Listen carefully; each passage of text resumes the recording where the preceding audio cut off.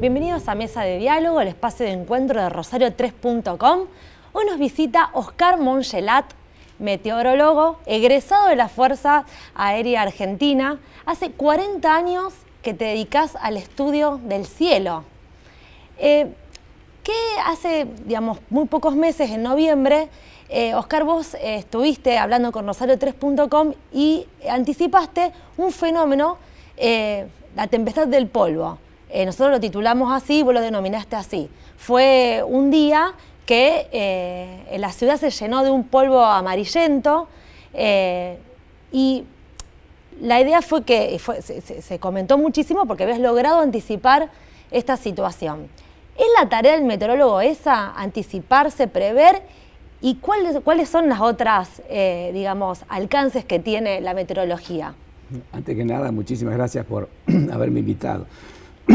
El tema del meteorólogo justamente tiene que ver con eso. La tarea del meteorólogo tiene que ver con eso. La predicción meteorológica pretende justamente anticiparse a lo que va a ser el tiempo. Y dentro de la meteorología, a mí me ha apasionado siempre todo lo que tenga que ver con el tiempo o el mal tiempo severo, lo que puede poner en riesgo la vida humana. De ahí surgió justamente la posibilidad, porque uno viene siempre, yo lo primero que hago es mirar radares, satélites, las estaciones automáticas que tenemos desperdigadas en la zona y ver justamente qué es lo que puede hacer el tiempo. Y de esa forma, ese seguimiento es que por ahí lo que permite realmente anticiparse a lo que el tiempo probablemente haga. No nos olvidemos que la meteorología sigue siendo una ciencia no exacta, y justamente es todo probable. Por eso en esa tempestad de polvo que se dio, la probabilidad estaba por encima del 90%. Estaban dadas todas las condiciones. Ya que era casi imposible que no se diera, porque a la falta de agua que estábamos teniendo, habíamos sumado justamente una caída muy brusca de la presión atmosférica, teníamos asegurado el viento fuerte. Lo único que podía hacer justamente la naturaleza para que esa tempestad de polvo no se produjera era que lloviera antes de que llegara el viento fuerte. Y no sucedió. Arrastró toda la tierra suelta que había, la levantó, la desplazó y eso justamente redujo la visibilidad, en algunos casos, sobre nuestra región, pero a escasos metros. Y ahí tuvimos justamente, lamentablemente, el accidente en la autopista. Oscar, hace 40 años que te dedicas a esto de forma científica. Pero ¿cómo fue el comienzo? ¿Cuándo, se despertó esta curiosidad? La curiosidad mía creo que se despertó el 8 de octubre del 59 cuando nací. Porque mi papá, justamente un tipo de campo, era para mí justamente ¿cómo te podría decir? Mi héroe, porque él decía, mira, mañana va a estar lloviendo y estaba lloviendo. Entonces me empezó justamente a llamar muchísimo la atención qué era lo que él veía. Que hacía justamente que el tiempo se podía prever de esa manera. De él aprendí justamente lo que era mirar no solamente el cielo, sino lo que hacía la naturaleza a nuestro alrededor. Y ahí estaba el trabajo de las hormigas. Ahí estaba justamente lo que hacían las abejas. Ahí estaba lo que hacían los animales en el campo. Ahí estaba justamente las primeras nubes que ingresaban en el cielo. Él fue el que me inició en esta, pasión que hoy tengo, porque si hay algo que a mí me apasiona es ver qué es lo que va a ser el tiempo hoy. Después trataremos justamente de anticiparnos, pero por lo menos saber lo que va a ser el tiempo en el día, a mí se me deja bastante contento y con 40 años casi, como decías vos, de experiencia en la parte profesional. Yo egresé de la Fuerza Aérea en 1978, que este año, a fin de año, estamos con los 40. ¿Y todos los días haces ese ejercicio de advertir lo que está sucediendo, analizarlo, estudiarlo? Y digamos que todos los días estoy en contacto con el ambiente meteorológico. Y por ahí también te trae algunos problemas, porque eso lleva tiempo y le restás tiempo justamente por ahí hasta las personas que tenés cerca, ¿no? Entonces, dicen que sarna con gusto no pica, así que yo sigo en esa cuestión. Me cuesta muchísimo, no saber qué es lo que está haciendo el tiempo. Y sobre todo, me gusta compararlo, lo que uno mide desde un instrumento meteorológico y poder compararlo con lo que hace la naturaleza. O ver justamente qué, protección está tocando o está tomando toda la parte salvaje, ¿no? O sea, qué es lo que hacen los pájaros, qué es lo que hacen las hormigas, qué es lo que hacen, como te decía, las abejas. Toda esa información yo la recopilo y trato justamente de brindarla de la mejor manera posible, y hoy es un servicio absolutamente voluntario, o sea, yo no vivo de la meteorología hoy, y me permite justamente eso, o sea, dar, digamos, la información a través de la página que nosotros tenemos en el grupo Casa Tormenta del Sur, del grupo en Facebook, que también se llama exactamente igual, y también armamos un sistema de alerta temprana que se difunde a través del WhatsApp. O sea que tratamos de cubrir todas las, digamos así, ramas que tenemos, ¿no? Y además tengo gente a mi lado que por ahí también es bastante apasionada como yo, por no decir que somos locos de la meteorología, que está armando todo un sistema de prevención en cuanto a alerta meteorológica temprana, que no está en ninguna carpeta de ninguna Secretaría de Defensa Civil, por ejemplo. O sea, nosotros estamos trabajando mucho más allá de lo que se está trabajando desde la parte gubernamental, y estamos informando hasta por ahí mucho más allá de lo que tendría que hacerlo el mismo Estado, ¿eh? Y cuando, digamos, se combina, vos decís, la mirada a la naturaleza, un grupo de hormigas, una bandada, ¿qué nivel de exactitud, digamos, puede tener ese comportamiento de la naturaleza en comparación con las mediciones científicas? ¿O se tienen que combinar y es la, digamos, la perfección o es lo más acercado a lo que puede llegar a suceder? Digamos, hay un equilibrio de esas dos miradas. Claro, es muy interesante lo que decís, porque cuando se conjugan justamente los factores, es donde uno le empieza a prestar atención a lo que nosotros tenemos como simulaciones meteorológicas, o sea, todo lo que tiene que ver con los programas de simulación del tiempo. Cuando nosotros vemos que la naturaleza está tomando justamente previsiones, por ejemplo, en el caso de una lluvia muy fuerte o ante una actividad eléctrica muy importante, ahí nosotros le empezamos a prestar atención justamente a las simulaciones. Es congruente lo que está haciendo la naturaleza y le prestamos atención. O sea, vemos justamente que por ahí los modelos de simulación toman hacia un lado previendo algún tipo de fenómeno, y nosotros vemos que la naturaleza está tranquila, le hacemos caso a la naturaleza. ¿Y cómo ves la naturaleza ahora, en estos, por lo menos en estos últimos años? O sea, la veo muy bien cuando está alejada del hombre. La veo muy mal cuando está muy cerca de la civilización.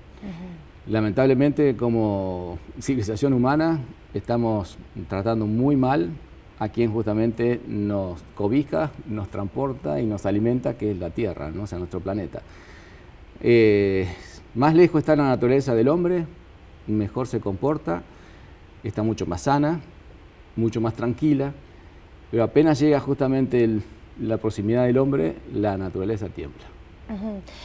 Fuera de cámara hablábamos del cambio climático, que es un concepto muy usado últimamente.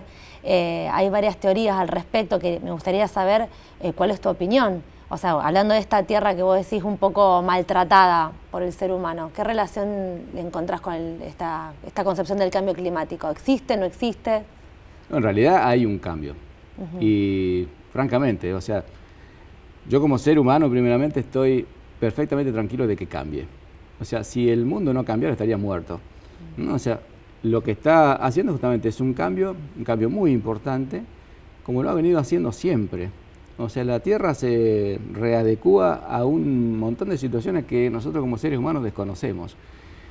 Y lamentablemente hemos, digamos, tomado como cierta una teoría, que es la teoría del calentamiento, cuando la impusieron de mala manera desde una institución internacional, como es justamente las Naciones Unidas. O sea, la Organización Meteorológica Mundial depende de las Naciones Unidas. Cuando se crea el panel intergubernamental del cambio climático, lo que se debería haber hecho como buena institución que busca la verdad científica es haber tomado todas las posturas. No, las únicas posturas que se tomaron fueron justamente las que estaban a favor de que el planeta se estaba calentando, cuando en realidad lo que tendrían que haber hecho es tomar todas las posturas, entre ellas justamente las que decían justamente de que la Tierra probablemente se estaba enfriando, y haber llegado a una verdad consensuada. O sea, el consenso científico nunca existió. O sea, lamentablemente hay mucho más capital que ciencia en juego, y ahí tiene, digamos, o sea, que ver lo que nosotros también estamos haciendo con la Tierra en cuanto a prestarle importancia a lo que realmente está haciendo en conjunto o querer justamente imponer una teoría para ver qué negocio armamos después con esa información.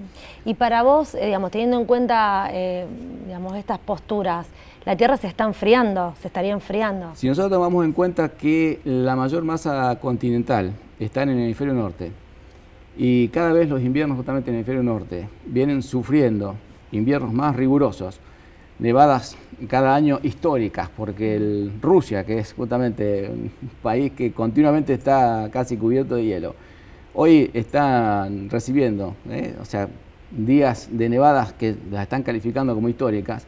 Realmente deberíamos prestarle atención a lo que está pasando. Y el otro tema es a no dejarnos llevar justamente por una información que por ahí, digamos, apunta a mantener una teoría como verdad y no a demostrar justamente qué es lo que pasa con el planeta. Nos dicen, por ejemplo, que se desprenden grandes témpanos de la Antártida y eso es producto del calentamiento, cuando en realidad es producto de la gran cantidad de hielo que se forma en la alta meseta antártica, se desplaza hacia las costas marítimas, llega un momento en que no soporta justamente la tensión y se quiebran. Más grandes témpanos veamos, mayor indicación va a ser de que el planeta está formando hielo, no de que justamente se está calentando. Entonces, todo ese tipo así de cuestiones uno las tiene que tener en cuenta y antes de creerle a alguien, o sea, que está frente a un micrófono, habría que averiguar quién le paga ese micrófono. Vos decías que todos los días mirabas el cielo, mirabas el tiempo, usabas la palabra tiempo. Hay otro concepto que es el clima, digamos, que tiene que ver con una perspectiva a largo tiempo, de cómo se comporta ciertas condiciones en una región. ¿Cómo ves esto en nuestra región, en Rosario y alrededor? Se habla de que se dejaron atrás los inviernos tan crudos, no sé, la gente que está viendo a lo mejor se acuerda de personas que sufrían sabañones, que tenían problemas por los fríos crudos de Rosario y los calores agobiantes. No se está viendo esta división tan tajante. ¿Por qué sucede? El gran punto está en que los que hablamos, por ejemplo, de sabañones, por ejemplo, el que tenga presente, por ahí nos olvidamos de cómo estaba justamente la región cuando esos fríos llegaban. Pasó exactamente lo mismo cuando tuvieron que tomar en cuenta las temperaturas para decir que el planeta se estaba calentando. Vamos a tomar un ejemplo cercano. El aeropuerto de Rosario, que es la estación oficial del servicio meteorológico. Hace 30 años atrás, alrededor del aeropuerto de Rosario, no había nada. Era todo campo, era toda zona rural. ¿Cómo está hoy el aeropuerto? Sí, o sea, absolutamente rodeado de poblaciones. Sí. Y eso es justamente lo que está sucediendo.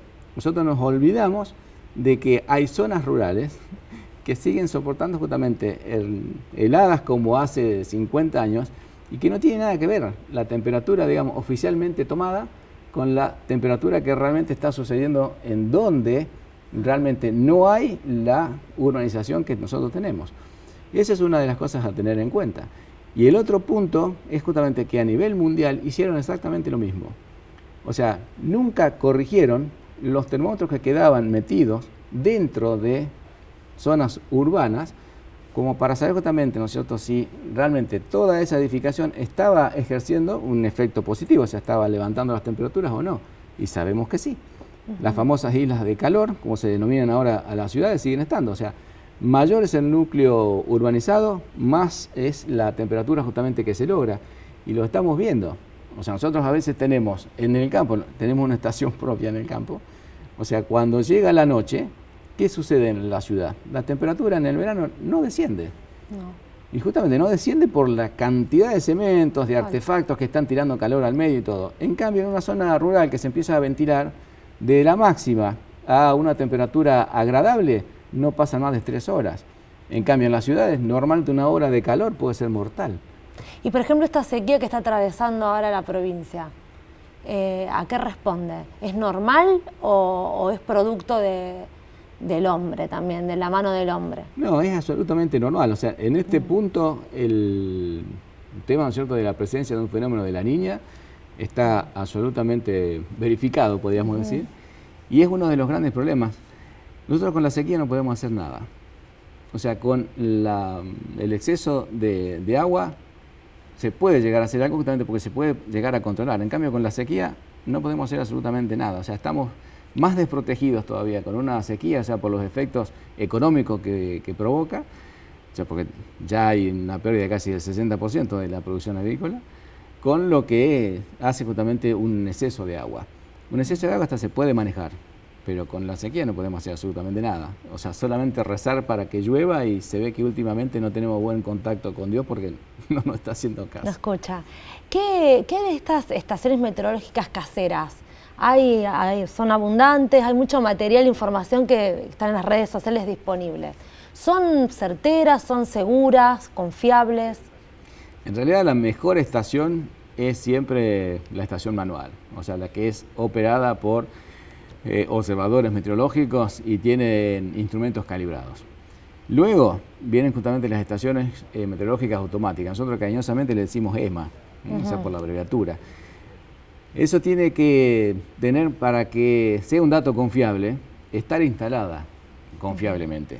Significa que el que la instaló a la estación respetó algunos parámetros, y normalmente eso no sucede. O sea, porque la instalan en el lugar que pueden instalarla, claro, no donde deberían estar instaladas.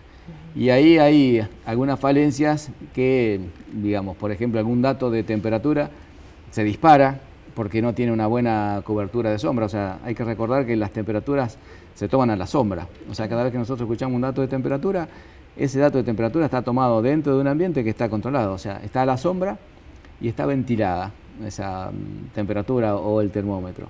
Entonces, cuando hay estaciones que por ahí no están bien instaladas, un simple, digamos, reflejo ya estaría dándole una mayor capacidad de absorción de calor y la temperatura sería absolutamente incomparable.